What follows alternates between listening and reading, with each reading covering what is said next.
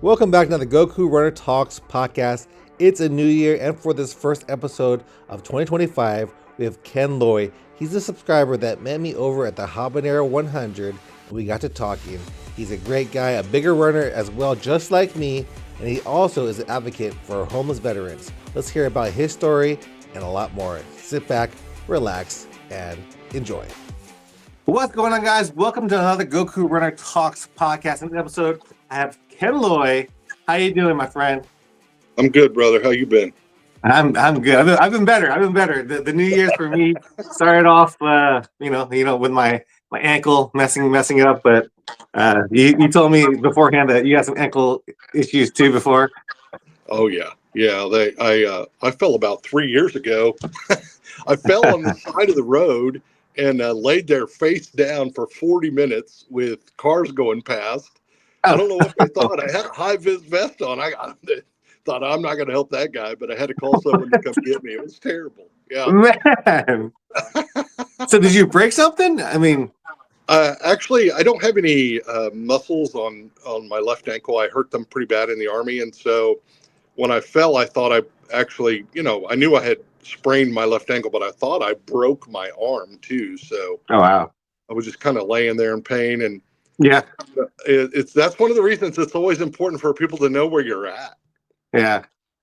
right? Yeah, I was in pain for like 10 minutes. I was I was just laying there. I was like, nope, nobody touch me right now. I'm just gonna writhe in pain until this the adrenaline kicks in or something. Because I was like, do not. I was meditating because right away I knew that I messed something up. But How but yeah, I'm glad you're on the podcast. And how's your New Year's been? it's been good. It's been good. I'm getting ready for Bandera next week, Yeah, and I saw that. I was like, whoa, that's what he's training so hard for. well, I love you know, Courtney DeWalter went out there a few years ago and just tore Yep. that course up. And as you know, I'm more of a flatlander. I do the habanero, right? And Yeah. so um, after that last round, the one you and I were in, I think it's not this prior year, but the year prior when it was so hot. You remember that? Yeah. And I came out of that race after about 60K with some pretty like serious concerns at racing at that heat. And so I've been out to Bandera and Okay. run pieces of that course, and it's very vertical Yeah. uh, with a lot of loose rock. So I'm super Yeah. excited about it. I'm trying to put 70 miles in real quick, and then I'm going to just taper off until next Saturday. So you did get your 60 miles in. You've been chasing for a little bit. Yeah, I got it in on a rolling 7 day, but I got 60. Now I'm going to do 70 this week. I'm really just like more time on my feet right now. Yeah. Hmm. And then I'm breaking in 2 pairs of shoes. I've had this weird deal, man, where wherever I've switched shoes in a race, it's always killed me off. So I'm trying to Yeah. get on that this time, right? I've done that. I think in Habanero, I switched socks mid race, and my socks were fine for the first time. But I was like, let me switch them up, and then I had the worst blisters after. It was a 30K, luckily, so it wasn't too long. But yeah, it messes you up sometimes. Well, sometime around midnight, and you know how hot it was that day. I mean, it was Yeah. unbelievable, right? And I came in at 50K well before midnight, and I'm sitting there, and I was even calling friends. I took an hour nap. And I was telling him, man, I got this. I'm good because there was one of those. It was a fundraiser, so I needed to finish the race, and Yeah. I I wasn't paying attention, and I used hard inserts in my shoes, and Mhm. I put an extra pair of inserts in my shoes. Oh wow! So you had two. Before I got to the first aid station, I had already fallen a couple of times, and someone rolled past me, I guess around midnight, and said, "Don't get hurt because all the ambulances are out right now." Yeah. Yeah. Did you Yeah. hear that too? But yeah, I remember Habanero last year. Not yeah, it was last year. It was so dangerous. There's ambulances out every single time. It was like you said, it was the hottest race I think that they experienced, and it was dangerous. It was really dangerous. Yeah, it was, it's one of those things where I'm headed for 60 years old, and I run in the heat all the time and I enjoy running in the heat, but I know that course, for some reason, the sand Yeah, that year was brutal. And I don't know. I feel like I can complete that course, but it's such a you have to be such a tactical racer to be able to complete that course. Am I Yeah. wrong about that? Yeah. Yeah, for sure. You have to be like, yeah, like I tell, if I were to do 100K, I would go like really slow at the beginning and not even try to, you know, push it at all. Just walk until nighttime and then push it. But even that time it was hot at night too, so like it didn't really do anything. So why did you DNF? Was it because you were worried about your health and everything else? I had started late. Once you get past that aid station in the middle, Mhm. uh, and then the guy had kind of got in my head that there's no ambulances left. There's no way for support, and that's the first time I had ever run with poles, and I had fallen a few times, and then I started to hallucinate a bit for about an hour. And it was a guy that I had worked with who had killed himself, and Oh he man. talked he talked to me for a while. When I came into the start finish line there, I said, "Look, I don't know where I'm at right now. I've fallen a few times," and she's like, "Look, you're in first place in the men's masters division right Oh, now." And you're right. I mean, when you interviewed me that day, I said I'm going to run slow, right? Because yeah. yeah, I had watched the MDS. I watched the MDS every marathon. For those who don't know that, it's the Marathon des The Sables. South. Yeah. Yeah, yeah. I don't know how to say it. I want to say Marathon des Sables, but and And then I don't know. I also watched the Badwater 135, and on the 135, those guys who were starting in the middle of the night. I guess they started in the middle of the night now, and they Mhm. were saying that they're going to move fast, and then when the sun comes up, they're going to walk. And for me, I mean, I at that on that race, I think I was 278 when I started the race. Um, I'm down to 250 now, and I hope to be to 245 for this one. Wow. Yeah, Uh, that's a big difference. right, right. And I've got a really good plan. This will be the first race I've ever run with a full crew and a sponsor. Nice. So I'm So excited. so the charity you run for is homeless veterans, right? That's it. Yes, I'm the Veterans Resources Coordinator and the Self Sufficiency Manager for the Community Council of South Central Texas. And so Mhm. right now I cover 27 counties. That's basically most of South Texas from Austin south. And I don't cover San Antonio, but I do this once a year because there are things that are not covered in grants, like overnight mail, money for food. If it's not specifically listed in the grant, you have to have other money for it, right? So Yeah. uh, I've been pretty successful. The last two, I've raised about $6,000 non-federal funds. Now this year, I've got a group that supported me called FOB, and that's if you've ever been in the military, that means a forward operating base, but they say finding Mhm. our brothers, and so they have a grant to build tiny homes for homeless veterans. So Nice. amongst the homeless community, because I also work with the general homelessness population, the one group that's going down in their homelessness numbers is veterans. So people No. have taken an interest in that. So we're really the last couple of point in time counts. So uh, you know, I'm sure I've spoken to you enough to know that you're a very focused guy, right? And so, like for me, I have to have a goal Yeah. to run because if I don't have a race on Yeah. the horizon, I won't run. Yeah. Me too. Me too. I'm the same way. But I also have to have a reason, like and the reason is to help these guys that are living on the streets. And so if I Yeah. have a goal and a focus, then I'm good to go, man. I'll go out and I'll run and I'll do the things. So everybody thinks I'm crazy, but here we go, right? So Bandera, that's the one you're gonna have a whole crew. Is it your friends that's gonna be crewing you? Who'd you pick? Well, my wife and my mother, of course, are my daily crew, right? My mother's Mhm. almost 80 and she follows me around in a little Subaru. But in this case, FOB is going to provide the support. But I have a running partner who's a state trooper, who's a very good runner, and he has agreed to pace me. Now, because of my age, I can't have a pacer until after 50K. I think that's pretty standard, right? Mhm. Types of races. And I've run with him, and he knows, I'm not going to be trying to burn it up at 50K. I'm hoping to be holding an 18-minute pace at 50K. That's what I'm looking for. Are you 60 yet? You're not 60 yet. You're still under No, 60. I'll be 59 here pretty quick. Okay, yeah, but like I think over 60, that's when you have a pacer the whole time, right?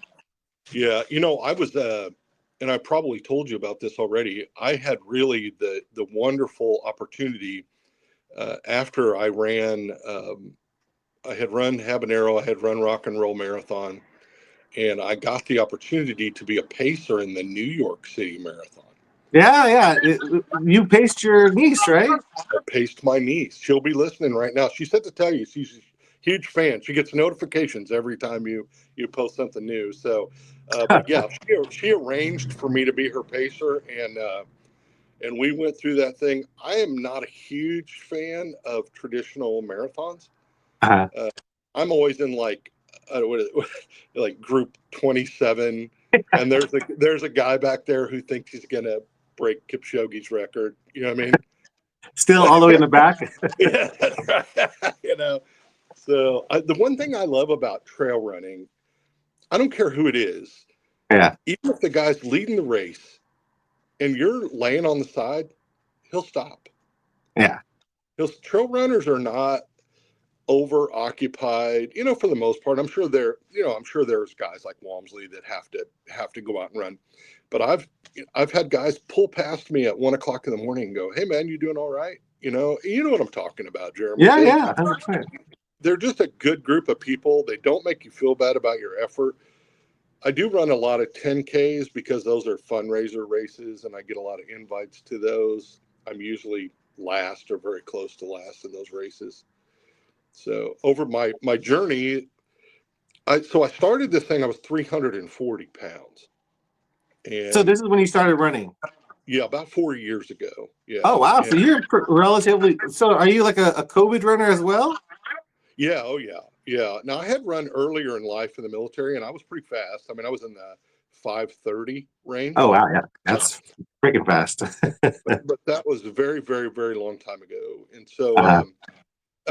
I got out there, and both of my sons ran a marathon. One ran the Marine Corps marathon, one ran the Rock and Roll. And so they were kind of chiding me, right?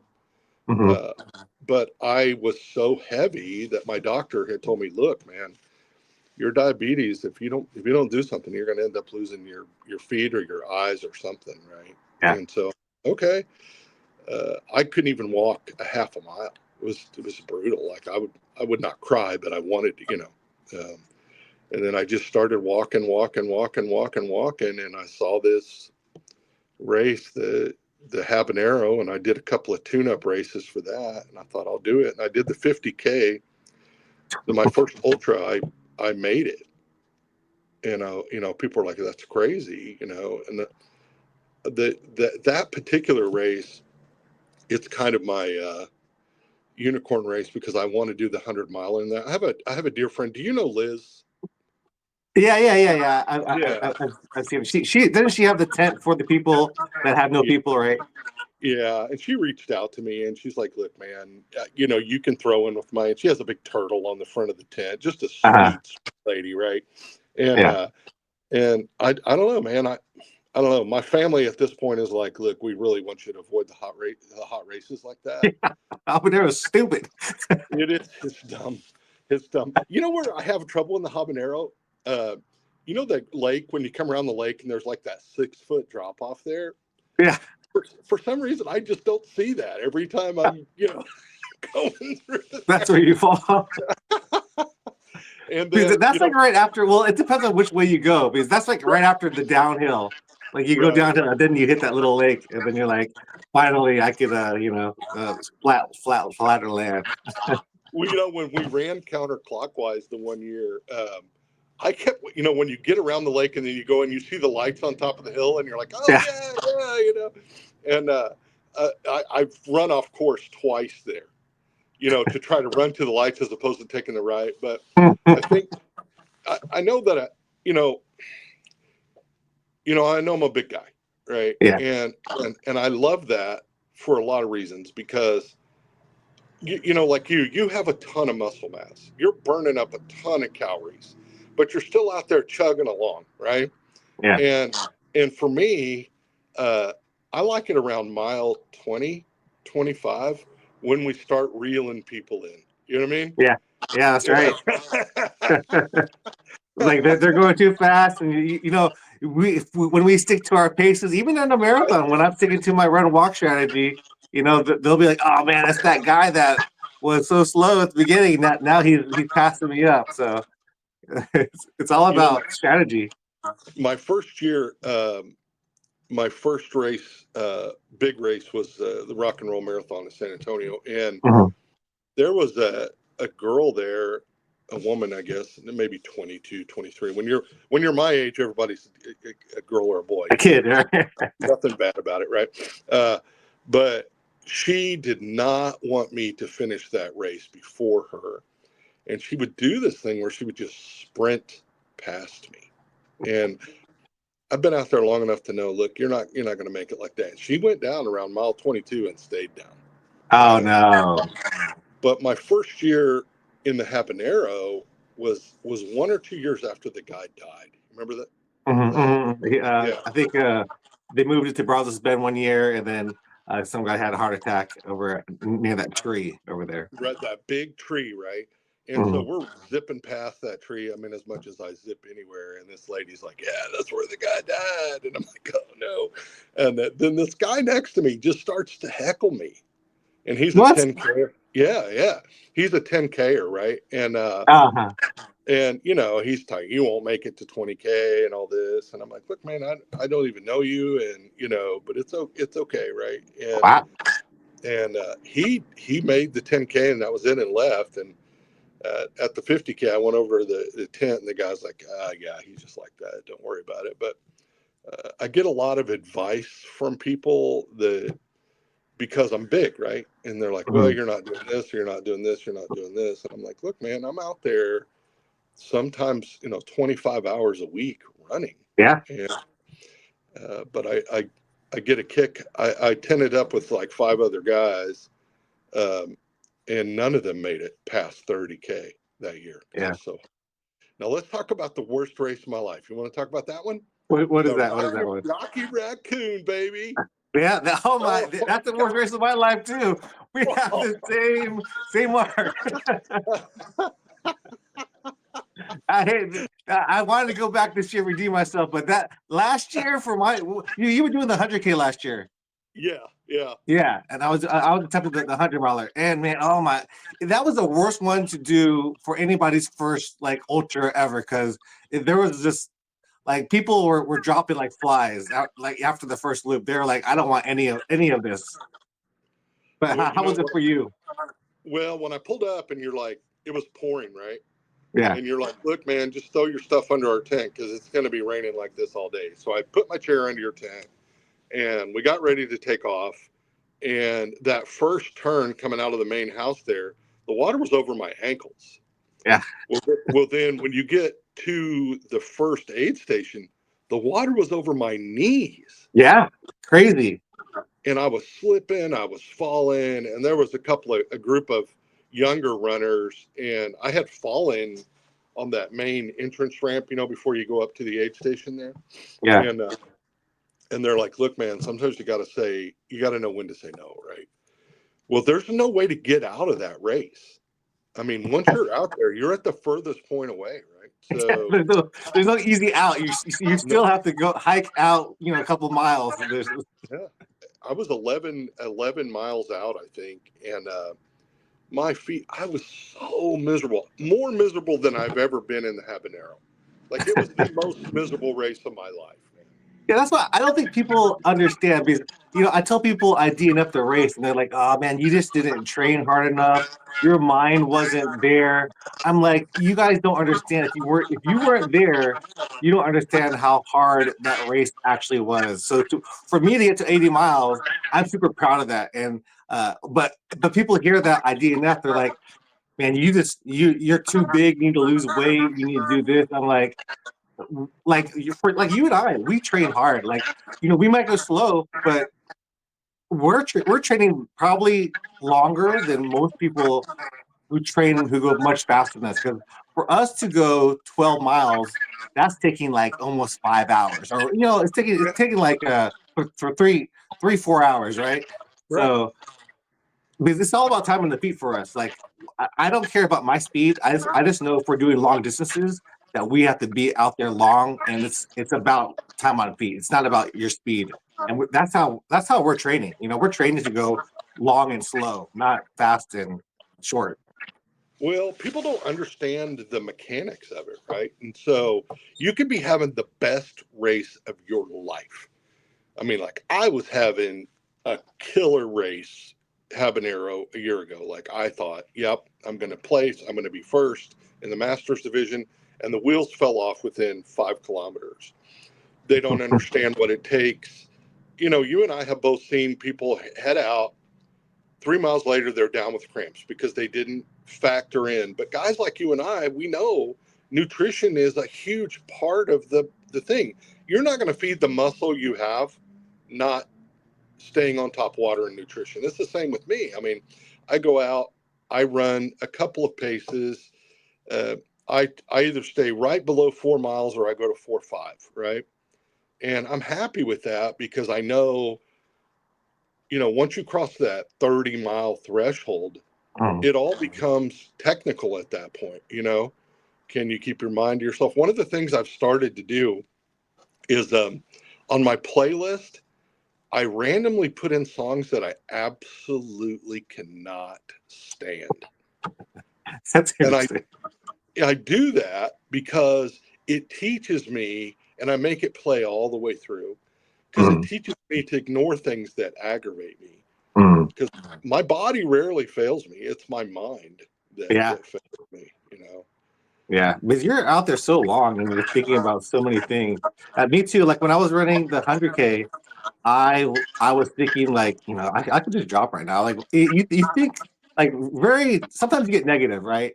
So I told my friends to meet me at an aid station. I was like, please give me my headphones because I need something to take my mind off of my own mind. So once I got my headphones, listen to music or a podcast, uh, it made it easier, and I was able. And I think that was my best race ever. The 100K that I did over at Rocky Raccoon was like the perfect race, and I felt like I could have went longer too. So that's why I signed for the 100 miler. 2 years ago, two years later after that race.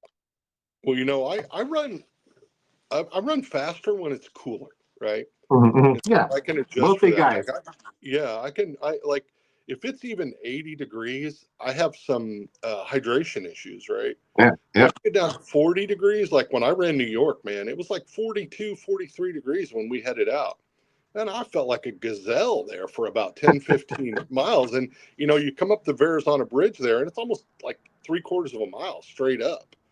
Um, That's the first bridge, right? yeah, yeah. And let me tell you, if you ever get an opportunity to run New York, it is a party from the time you start until the time you end, and you go through all the boroughs, and you see like the Hasidic Jewish people, you see Italians, you see, I mean, everywhere, and everybody's having a great time. It's just a wonderful time. So you ran that race with your niece. Well, you guys are running for charity. I saw her mom said you guys are running for peace. Well, what did that mean? Oh, we that was our little thing. We did our little motto because she's all over, social media. Uncle and niece running for peace, right? Mhm. Uh, but we basically she works with chronically homeless individuals in Connecticut and outside of New York, Okay. and so yeah. Now she's done more of a counseling role at this point, but at that time we were sharing information and ideas about how to properly track those who are stuck on the streets. And it's just such a sad situation right now to see what's going on there. And so we just like to have something to talk about, and a catchy phrase. And she's such a good a nice lady, like there are 1,000 other people that could have paced her in that race, and I'm not the best pacer. I mean, I can stay on one pace, but she decided and I had to go through it. Have you heard of Achilles? Yeah. What? Yeah, Achilles what? yeah. Achilles is a program for racers who have different types of abilities, Okay. and so they put 1 to 2 pacers with each of the athletes that might be differently abled, and so uh, it's unbelievable. I mean, you see people out there with braces on their legs, and Achilles supports all of those people. Really, really cool deal. But I had to go through them, and then it's a whole big thing. Like you have to go through the New York City Roadrunners, and because they're letting you in the race basically for free, which is something they don't do too much, right? So did you have a bib for the race, or you were just a pacer? I had a bib. Yeah, I mean I was a pacer, but they give you a bib. Okay. Everybody in that race. I was reading your thing, and they're like, I was reading your post, and then you said you might have to look up Caitlin's bib or something like that. Yeah. I didn't know exactly. I did see that this year there was some social media guy who got kicked out like permanently, right? Yeah. What was he had non-bibbed runners with him or something? They're pretty serious about that. He had e-bikes following him before the race, so That's dangerous, man. You've got these guys out there that are wheelchair racers. yeah. These guys train, they're Olympic athletes, and you got to open the road for those guys. You got to you got to allow them to do their thing. People train all year. Some of those bikes are like $30,000. Oh yeah. They're apex athletes. Now you want to talk about like my biggest, like I follow the sport, like I'm a student of the sport. If you saw to my right, you'd see all the books I read, but I can't come up with her name. The woman who finished the Barkley. Oh yeah, I don't know her name either, but yeah. Man, that is unbelievable. You've got Courtney out there. She took UTMB, right? You got Yeah. Walmsley. He took UTMB. But it's been quite a year, man, for female runners. The last couple of years, it's just been crazy, and I love to see that. Especially the ultra scene. I mean, ultra scene. It's like a lot of the times the female runners are, being first place. They're beating all the male counterparts. Oh yeah, yeah. I mean, there's never a road race that I do where some lady with twins in a stroller doesn't come zipping past me. But the other thing about, you talk about Liz. I mean, Liz just completed another 100-miler, and I want to say she's going to be 60. Wow. But the compassion that the women show out there on the course too, they're always checking on you. But that's just ultra runners, I think. I think women I can think suffer pain more because whenever whenever I have a cold or something, I'm like bugging my girlfriend. I'm like, I'm dying. But when my girlfriend's sick at all, she'll be okay. I'm just gonna go to work today. I'm fine.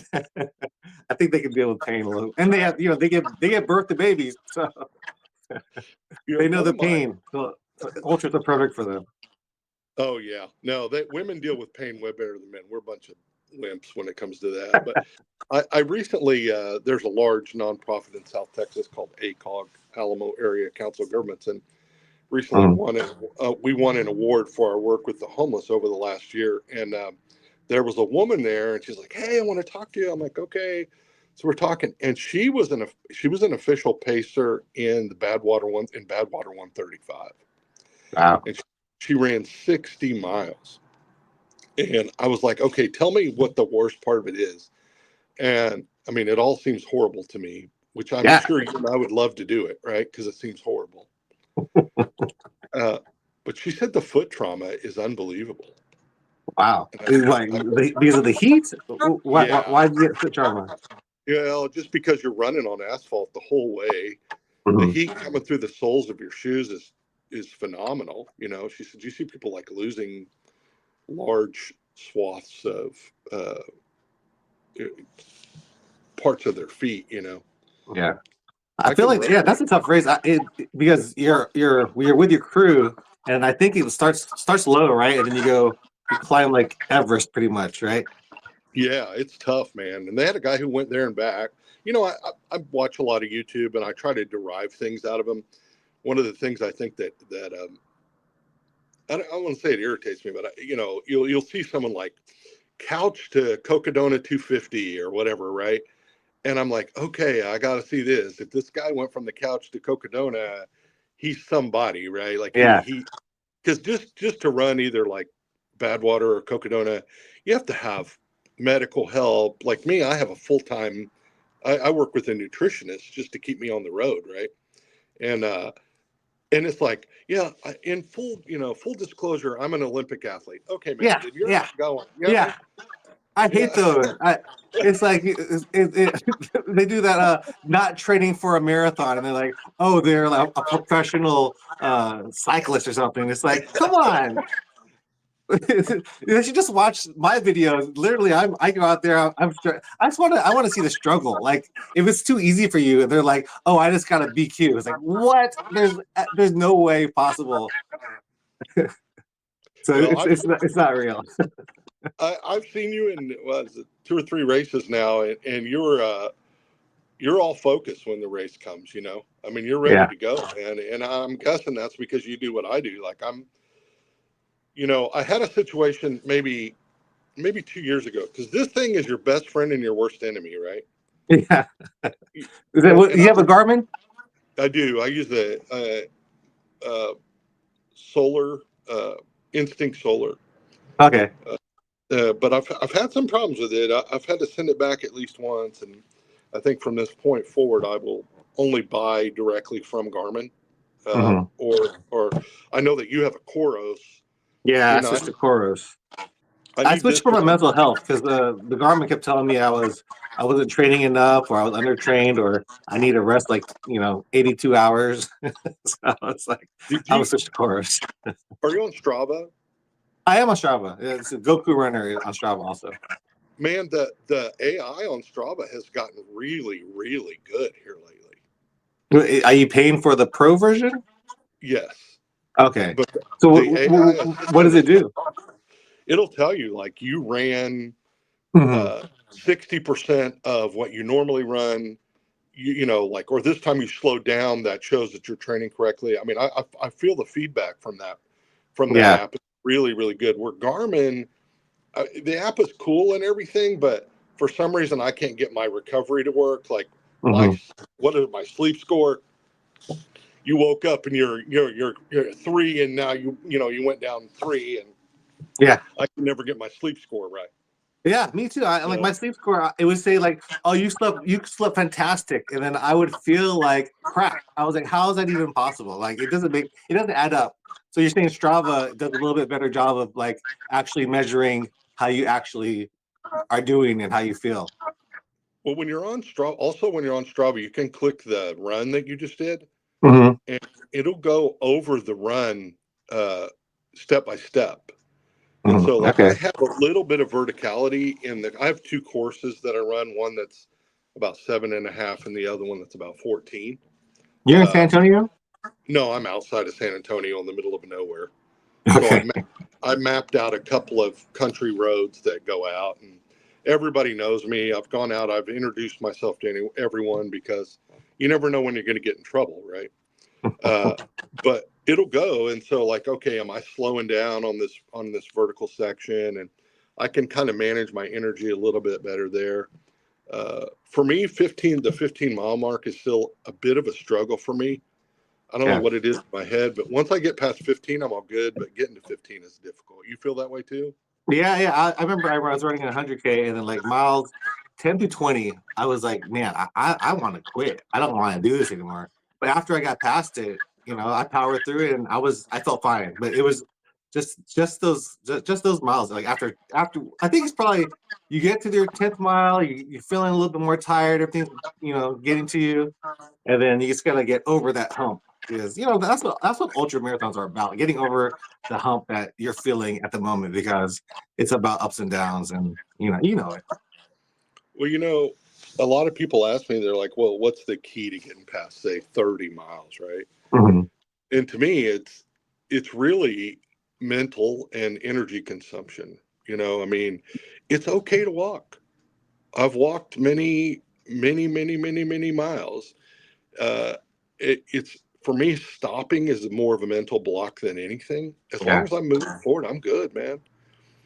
And I So do what's like your a strategy for Bandera coming up? well, so the course time Well, and there what's is the a time little limit bit over there? 25, Oh, okay. and so the course time is a little bit shorter, right? Mhm. Where you normally would have, well, it's normally 30, right? 30, yeah. Uh, Especially because I don't think there's a 100 miler along with that. The top no, distance is the 100K, right? no, yeah, but it's a lot of runners too, right? And so, as you know, and we saw it a little bit in Rocky earlier this year. We know there's going to be queuing at the beginning of the race, right? Okay. You know, any verticality, you're going to have some lines. And so I kind of try to plan for that. My plan is to stay 6 minutes ahead of course time, which is 24 minutes for the first 50K. I really need to come in under 10 and a half hours. This course is literally impossible to negative split. I have started to put down some negative splits, but under 50K, not over 50K. I'm too big to have a negative split over 50K. And if Courtney Yeah. and Walter can do it, I can't do it, right? But I'm prepared for queuing, so I'm hoping to hold 18 for the first 50K. That'll give me 28 for the rest of the race. I can basically walk it. So do you do a run walk strategy, or that's just power walking the whole time? I do a run walk with my heart rate in mind, right? Mm-hmm. So I'm really uncomfortable at 160. Yeah, 100%. Per minute. But like right now, kind of a little side story. I went to the doctor because last year was a big struggle for me. I had some surgeries and some injuries, and so I went to the doctor, and we're getting ready to go in, and the nurse takes my blood pressure, and she's like, "Man, your blood pressure's perfect. That's really unbelievable." I said, "Why? Because I'm obese?" And she just my resting heart rate's like 52, right? So, Yeah. but Yeah. for some reason, I can't keep up. I'm on a 40-minute nutrition schedule. Mm-hmm. I can't keep up with my nutrition if my heart rate goes over 160. Does that make Mm-hmm. sense? Yeah. I mean, you're working So harder. now I'm a course user too, right? So uh, upward, when I'm ascending, I will walk. When I'm descending, I'll run. I think most people Yeah. do that. Yeah. Especially that course. I did J&J, which was in another. I think it was close to Bandera, but one year they moved Bandera to the J&J course, and Right. I feel like I don't know. I haven't done Bandera, but I feel like the course is similar. So it's kind of that caliche loose rock and pretty steep hills. Like you're almost like you have to walk. There's no running these hills because they're so steep. But yeah. What are you eating when you're out there? What is your nutrition? Well, so as I mentioned, the VA assigned me my own nutritionist, right? Mm-hmm. They're really on board with. I went through something called the MOVE program where they regulated my weight every day for a year. Um, so I do SIS gels. Mm-hmm. I like those. After the first 3 hours, I switched to isotonic gels because I don't mind the non-isotonics, but my body doesn't care for them very much. Mm. So I have a little better, and then I've really kind of found out the value of coconut water. Coconut water for me seems to do better in electrolyte replacement during run and post run than just about everything. So I used Gatorade Zero for the longest time because it was Yeah. cheap, right? And you try Yeah. to use like IV or whatever, liquid IV. I mean, you're talking about $1 a pack, right? And Yeah. so It's expensive. I'm not unlimited. We're Gatorade Zero. You can get it at the dollar store, right? So, Yeah. uh, but I something intestinal problems with Gatorade Zero after my hydration got too low, and it almost flipped me to like where I had too many electrolytes. Does that make sense? Mm-hmm. Your hands get swollen ever with this strategy? No, no. So in the running styles, now my wife walks with me also. She does 5Ks, and her hands get swollen. So I've done a lot of research on the hand swelling thing, and I think if your hydration drops off at all, your hands will swell, right? And then your body's sending out this blood to your extremities to cool them, right? So this comes. But the other thing is, I noticed that if I do have the swelling if I get a little swelling after walking for a while, it's because my hands are hanging below my waist at a period of Yeah. time, and I go to run, and then my hands will lift up, and the swelling will come down. But I don't Yeah. really have any swelling to speak of it as long as I stay on a good hydration schedule. Yeah, I'll end up doing like, I'll squeeze, put my hands in the air just to get Right. that swelling. So every once in a while, because for ultras, I can't figure it out. I don't know if I'm not drinking enough electrolytes or whatever, but I'll end up swelling and I'll have to like loosen my watch, because I mean I'm swelling a pretty good amount. But I also That's think the it's other. probably due to my blood pressure for a long time was not under control, and I finally got it under control this year. So it's hopefully the swelling is not as bad. But I'm not running anymore, so uh, we'll have to figure that out later. How does your chorus do with sweat? Because one of the things I've noticed with the Garmin, when it gets wet underneath, it does not measure heart rate well. Oh, really? Uh, Yeah, I feel like I feel like it does fine. I don't notice it, dropping off or anything. But I do. I'm thinking about getting one of those Koros armbands for my arm because they're supposed to be you're supposed to read better. But I feel like for ultras, you're not going as fast, so it's because the problem with heart rate monitors on your wrist sometimes it'll match the beat of your arm swing, so you can't really tell what's happening. I'll tell you one of or a couple of things that I've become really attuned to. Because I have to do a lot of road running because I have to run down a road to get to where I'm going to run. And this, most of your asphalt roads have this shape, Hmm. and they're set up for drainage. And so, one of the hard lessons I learned during New York was that because they get snow, their roads are like this. So if you're running down the right side of the road for 10 miles, Yeah, you're just like, my right hip was coming out of the socket. Uh, but I think it's more difficult. Like everybody has their own challenges. I'm not throwing shade on anyone's challenges, but for guys like you and I, the equipment is not built for us. no, 100%. Right. The one size fits all does not fit us. I ordered the largest Solomon pack they had and came in, and I looked like I was headed out of Hello Kitty. I mean, it was that small. But I have been real thankful for REI. REI to me has been one of the few places that uh, has equipment that fits a little bit better. It's still not Hmm. perfect. You know, shoes, hydration. A guy like me, when it's 100, when we're in the habanero, even between what's the one hydration? What's the one station out there about 5K, right? Yeah, Yeah, I'll it's a do little less. a little less. Uh, Yeah. I'll still go through almost 2 liters of water. Yeah, that's what I was telling my girlfriend that like people are like, why are these guys like I run a 6 hour marathon? They're like, why are these guys wearing hydration packs for a marathon? There's water on the course. I was like, these fast guys, they're done in 3 hours. We're out there for 6 hours, so we're bigger, we're much bigger, so we're losing a lot more water than more people. So we need the extra hydration. So I suggest if you're a big runner, do bring hydration packs with you. And what is your hydration pack that you found? I use an REI hydration pack Oh, okay. with a camelback bladder. Is it a big pack? Because I find like normally for big guys we have to wear almost the hiking packs. No, it's a big pack. It'll fit you. I'll Okay. send it No, to you. I mean, I'll but send I you. mean like it's the footprint of it. It's a big pack. No, it's small, Oh, okay. just like any other hydration pack. But see, I can't run without. I have to have pockets on the front, Hmm. which takes me out of a lot of hydration packs. And the reason for that is, those little boat horns that you have to have in your boat to be legal. I Hmm. carry those in my phone because I have a lot of dogs and hogs, and so the little air horn makes them go away. So Okay.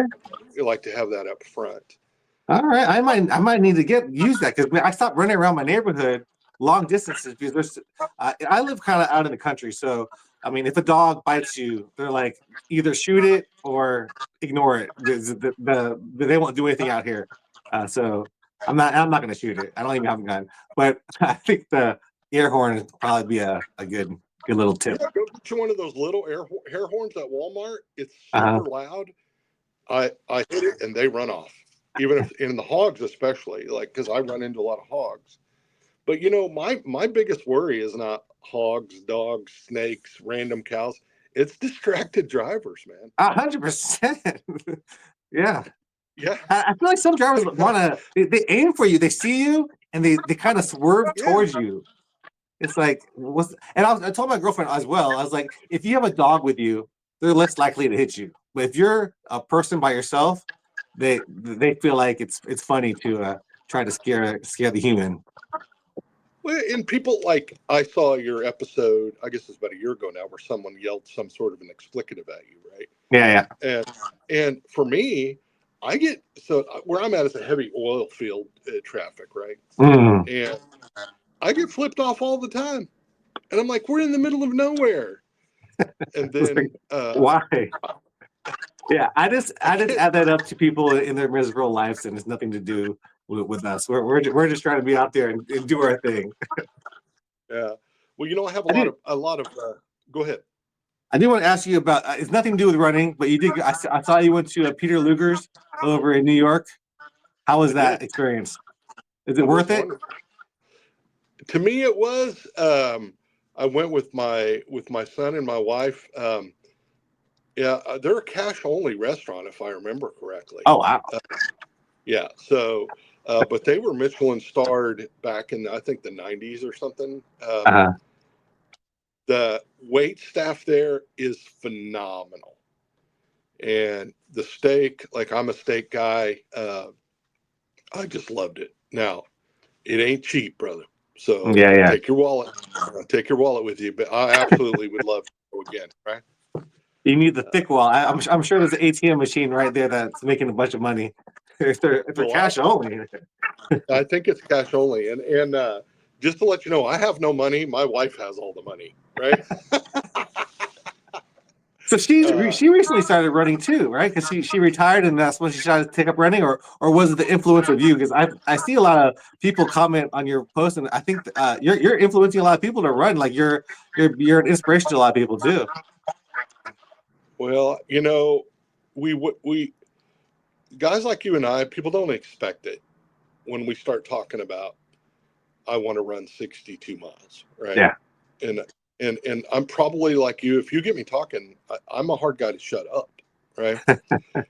Because I love it. And but you know what? Like I admire a lot of people who are out there doing the do. As I've mentioned, I'm a huge Courtney Dauwalter fan. I mean, I just think she's awesome. And so yeah, a lot of people have come on after the years. I have running partners now where I didn't in the past. People are interested in running with me. Um, but my wife, like you, she had some high blood pressure issues for a while, and Mhm. so she wanted to get out and go. Uh, and she's, you can't do any of this without the support of your family. And like I have a really loving, supportive family. They think I'm crazy, but they still support me in doing it, right? So yeah, I mean, one of the one of the biggest influences running in this area. So my team is the Tri City Road Warriors, right? And Mhm. Willie and Diane Leal, and this woman is like second, like one of my aunts, right? Um, she'll be calling me at 2 o'clock in the morning, going, "I've seen, I'm watching you on Life 360, and your dot has been stopped for 30 minutes. Are you okay?" Right? Uh, That's uh, sweet. yeah, that's right, man. But you know, I think for us, for guys, what Clydesdales, right? Isn't that what they call Yeah, us, Clydesdale Clydesdales. runners? Yeah, Um, I'll be standing there in line, and I'll be the biggest dude, and there'll be 75 other people who all weigh 120 pounds, and they're looking at me. But you know, the tactics and planning. My dad used to say, "Luck favors the prepared."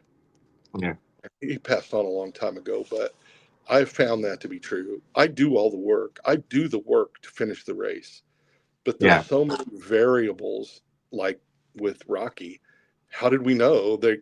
I was about ready to start loading up animals 2 by 2 on that thing because the rain was just so brutal. Uh, you know, I felt bad for the people at the aid station. That's how Yeah, bad it was, right? Um, yeah. so I think you and I have to put a lot more planning into things that a guy who can run a 7-minute mile doesn't have to think about. right? Yeah. We've other variables. I mean, it's hard to do the 7-minute mile too. Don't get Oh me wrong, but yeah, I'm not full yeah, of shit. we gotta prepare a lot of things, and I made mistakes for Rocky, but at the same time, that was one of the tougher races. And one guy messaged me. He's like, because when I was doing the 100 mile, he's like, you should probably drop down to the 100K, Jeremy. There's no shame in doing that. And not to put shame on him, but he dropped out at mile 20 and I went to mile 80. So I was like, I don't know how you're telling me to drop down to a lower distance when I went further that day, which was one of the hardest Rockies in my opinion, because it was just so crazy.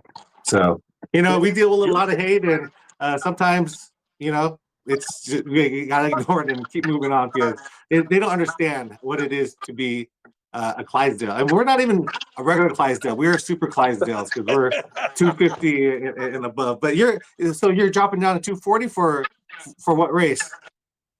For I'm at 250 right now. Okay, so yeah, you can get there in another couple more weeks. Yeah, So 245 so when by is the your race? 11th. The 11th. The 11th. So yeah, man, that's coming up. That's coming up. The thing about you, Jeremy, though, you're surrounded with good people. Those people are Yeah. vested in your. I'll tell you, and I know you remember this guy, but one of the most motivational guys that we've raced with so far was Glenn. Mm-hmm. You remember Glenn? Yeah. He's part of my running group. I love Glenn. I've known him for He, many years. he was Very out quiet there, guy, but he kept going. dude. He was out there. It was so hot. He was dying, dude. And still, I'm like, hey, man, you all right? Do you need me? No, I'm good, man. I'm good. I'll keep going. Yeah. And you would have to meet Glenn to know that he enjoys being out there. He wants to and loves to be part of the sport. But when you look at him, he's a guy you're like, he's not going to make it one lap. That's Yeah. he will surprise you. Am I wrong? Yeah, no, he will. He definitely will. And he started running with us, Glenn, and because I've known him since college, and he's always been a really quiet guy. Like when he talks, he's very soft spoken, so you really have to listen up close when he talks. But he did the 5K. I told him to come out, run with us, and he would come out every day. And then for Brazos Bend, he's like, I'm gonna do the marathon, and even us, we were like, okay, but that's a good one to do because you have 30 hours. And he completed it. So, he keeps coming out, but he stopped coming. So, Glenn, if you listen to this, we want you to come back to running because you inspire more people than you know. Like if even anybody who goes out there and runs, if you're out there and doing your thing, somebody might see you on the road and they're like, man, if that guy can do it, I can do it too. And I used to take that as an insult, but that it's true. Like you got to see people like you do it to be able to do it. So when they see us as Clydesdales out there attempting 100 miles, 100K, then we're doing we're inspiring people that we don't know who we are inspiring. I define success in these races is did I do everything I could? And if I did that, even if like Rocky, I only made 11 miles, I was embarrassed, man. I was, because these races they ain't cheap, buddy. By the time you hotels and everything else, right? And I was embarrassed, but then I thought to myself, if you're gonna get hurt, you're not running, for your life. You got the certain people that are like, you must go do this, you must go do this, you must go. No, you don't. Go out and enjoy yourself. Go have fun. You don't need to set a PR. Go try to finish the race, man, and get healthy and meet fun people. Trail Yeah, runners are the best, dude. Trail runners are trail the runners best. are the best. I love those people. I walk into any tent. You can walk into any tent at a trail running event. What's going to happen? Come on in, They're gonna dude. welcome you, Want a offer you beer? some food, and talk to you too. Trail running is the tailgating of everything. That people are barbecuing. They have so much snacks and everything. I love it. That's why I love trail running too, because literally, like you said, you can talk to anybody and they'll chat you up for 20, 30 minutes because they're all runners out there themselves. I had a young lady, and she slipped and fell and busted her elbow pretty good, it wasn't broken or anything, but it was bleeding and it was concerning her. So we walked and talked for a while, and just tried to get her back on the road. And uh, she's like, "How are you doing?" And here she has a busted elbow, and I'm like, "Well, I'm super uncomfortable right now." And she's like, "Yeah, we're all uncomfortable." And then zip, she took off. But I saw her later, and she's like, "You really kept me in the race." So you never know. And then, like I said, I know it's a terrible thing, but man, I just love mile 25 when I start reeling people. I just love that. I stay to my plan. I don't race anybody else's race. If you want to pass me up, you want to lap me, that's fine. Go ahead. I don't care. But I'll be there. I'll be there late in the race. Yeah, yeah. It's about keeping to your strategy, and if you do that, you will get those people who are thinking they're invincible, but they'll realize real quick that they're not. So Well, so man, so Ken, what is one last piece of advice, or what's one thing you want to tell people here on the podcast before we do our last thing? does it have to be about running? It doesn't have to be about running. Anything you want. It doesn't cost anything to give your neighbor a sandwich, man. There's a lot of homeless people out there that are critically mentally ill. I am about to end my career here in 27 days. I'm retiring at the end of this month. I will continue to try to raise funds for not just homeless veterans, because I do feel like homeless veterans deserve extra consideration. Don't pass judgment on people on the street, man, and run your race and realize that your race is not their race. So that's the best people. That's the best advice I have. Just love people, man. I just love people. Yeah, especially now. Like I think there's a cold front moving in this Sunday, so it's gonna get real cold. So, if you have any spare coats or whatever, I'm sure that goes a long way to helping just keep somebody warm at night. So, Right. Yeah. Don't be afraid to feed somebody, man. all right. So we have one last thing. It's called this or that, and you just choose one or the other. And if you want to tell me a little bit more, you can. Okay. So this one is first one is hamburgers or pizza. I always start off with that one. Easy. Pizza. Pizza. What's your I favorite need. pizza that you have? I Huh? like everything on there. I like everything on there. Uh, But in this area, Papa John's. If I happen to be up north, I'll get a real pizza. Right. yeah. All right. The next one, yeah, I'm pretty sure I know the answer. It's roads or trails. Trails. Trails. Yeah, it's easier on my big body. I have to run on the roads, but it kills me. Right. Next one is a 70-mile week or a belt buckle. That's pretty. I think that's pretty simple. Man, I want to buckle so bad you cannot even imagine. But Yeah. I'm trying to keep out of the competitive end of it. I mean, I want to. So I would you want to. wear the belt buckle? Oh yeah, I probably have a hat made out of it. I win one in Bandera. I win one in Bandera. I don't know what I'm going to do with it. I may get it a necklace or something. One of those big. What was the guy who wears a clock around his neck? What's that guy? Oh, he's a rapper. I forget who he is. Yeah, I can't remember his name, but I'll have that thing a necklace, right? All right. This next one is the back of the pack or the front of the pack. I'm a back of the pack guy until I'm the front of the pack guy. Yeah, that's right. That's right. Wherever you are, that's where you belong. And then I think that's it. That's all I got. So where can people find you if they want to contact you or find Uh, out more about you? Are you on Instagram or anything else? I'm really not, man. I mean, I don't have much of an online presence. I just out there to. I mean, I do my work here at the job, But if you want to find out more about what I do, you can go to the Community Council of South Central Texas, which is ccsct.org, and we Okay. have ways to help the homeless. I run to help the homeless and to keep my health in shape. I would love one day to be a content creator, but right now I'm just happy to have my buddies. Jeremy, you're super motivational. I have to laugh. You remember when you got the handheld camera thing?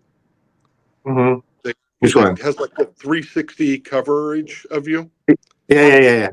I I would go up to Jeremy at Habanero. I'm like, man, do you have a drone or something? What? I thought you had a drone running in front of him. Like, how rich is Yeah, a lot of people thought I had a drone following me. I was like, no. It is a wild look because it before it was popular, it looks crazy. It's like who's filming? Yeah, so man alive? Yeah. Yeah, that's it, brother. That's all I right, hope Ken. I hope You people have get a up on great rest of your day. Good luck at Bandera. I know you're gonna kill it. I'm gonna follow you on there, and I'll be watching. I'll be watching. Yeah, I was hoping. Just as an aside, I guess it's not a golden ticket race anymore. Not that I'm going to win a golden ticket, but I guess maybe the caliber of racers there is not going to be what it has been in the past. But I look forward to see some really, really good, solid racers there this year. All right, Ken. Thanks for being on the podcast. Have a great rest of your day. Bye. All right, so we had a few audio issues for that podcast, but for the rest of 2025, I will for sure fix that. But I hope you guys enjoyed that podcast with Ken Loy nonetheless. And don't forget, for every Monday of this year, we'll try to have a new podcast on the Goku Runner Talks podcast show. So make sure to subscribe to us on YouTube and on Spotify, and do all those things like, comment, share, so that my podcast can be seen by many more people. We'll see you guys the next one on Monday. Peace out.